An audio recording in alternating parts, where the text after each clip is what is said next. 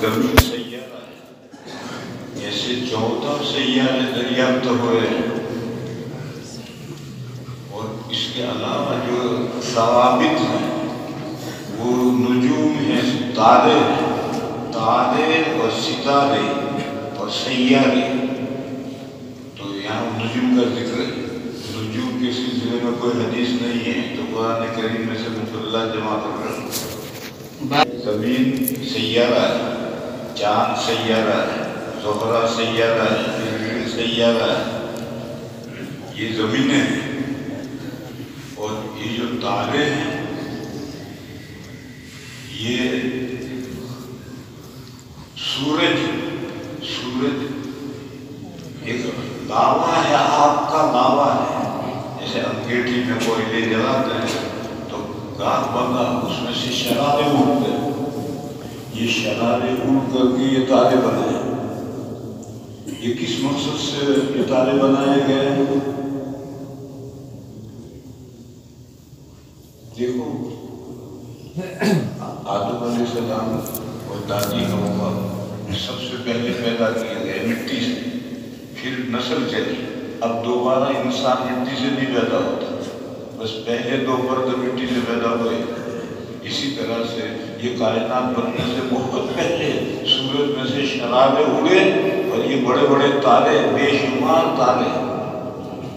Toronto میں ایک پلیٹوریم دیکھنے گیا میں، جو ستارے کو بتاتے ہیں، تو آدھا آسمان اس نے دکھایا. تو اس نے دکھانے والے نے کہا کہ اس آدھے آسمان کے اندر 20 ارب یعنی 1000 لاکھ کروڑ ارب 20 ارب تارے ہیں آدھے آسمان میں، اور دوسرے آدھے میں بھی اتنے تارے ہیں. یہ سارے شرار سے سورج میں سے یہ اڑ کر کے یہ سب تارے بن گئے، اور آگے پھر نہیں بنتے. اب شرارے نہیں اڑتے. اور شروع میں انسان کے پیدا ہونے سے بہت پہلے یہ تارے وجود میں آئے. قتادہ کہتے ہیں یہ 3 مقصد سے، 3 میں حصر نہیں ہے. ایک تو یہ کہ آسمان بڑا خوبصورت، دوسرا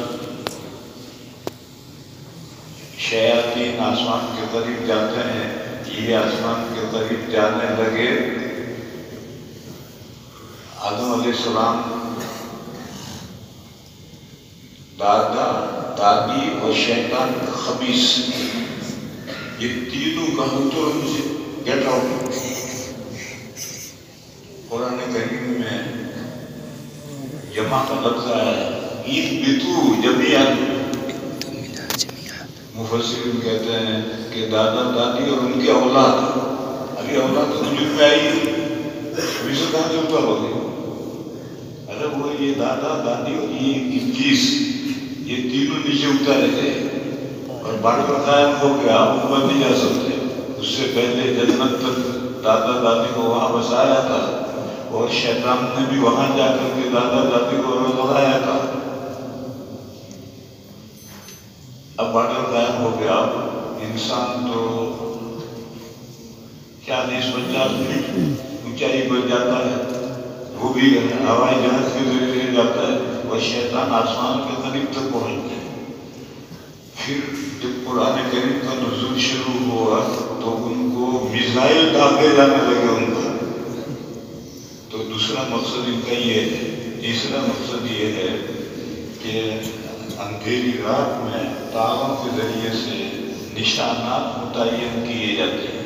ایک تارا ہے قطب تارا، اس سے آلہ بنایا، اور یہ رات میں جو ہوائی جہاز اڑتے ہیں تو قطب تارے سے اڑتے ہیں. پانی کے سمندر کے اندر جو بڑے بڑے جہاز چلتے ہیں رات میں، وہ قطب تارے سے چلتے ہیں.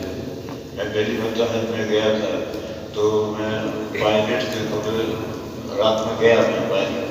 میں نے کہا، ان سے پوچھا پائلٹ سے کہ آپ جہاز کیسے چلاتے ہیں، اندھیرا چاروں طرف میں اور کہاں جا رہے ہیں؟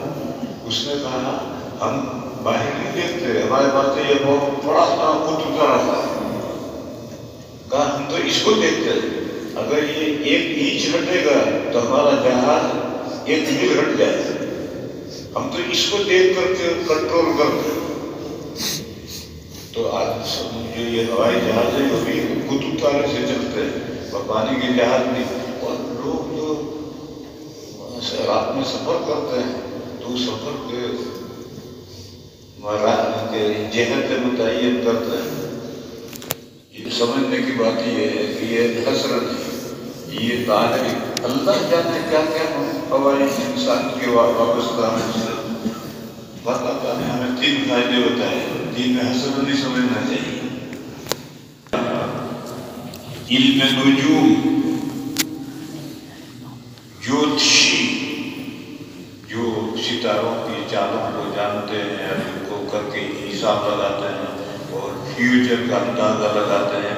یہ سب ضمنی علوم ہیں. صحیح حساب صحیح بھی لڑتا ہے، غلط بھی ہو جاتا ہے.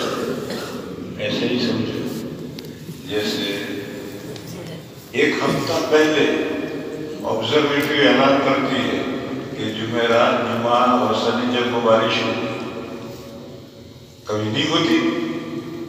وہ کیسے جب مانسون چلتا ہے سمندر سے کتنی رفتار سے چل رہا ہے اور کس روٹ پر چل رہا ہے وہ ان کی مشین بتاتی ہے. اور کبھی مانسون دوسری طرف مڑ گیا تو بارش نہیں ہوئی.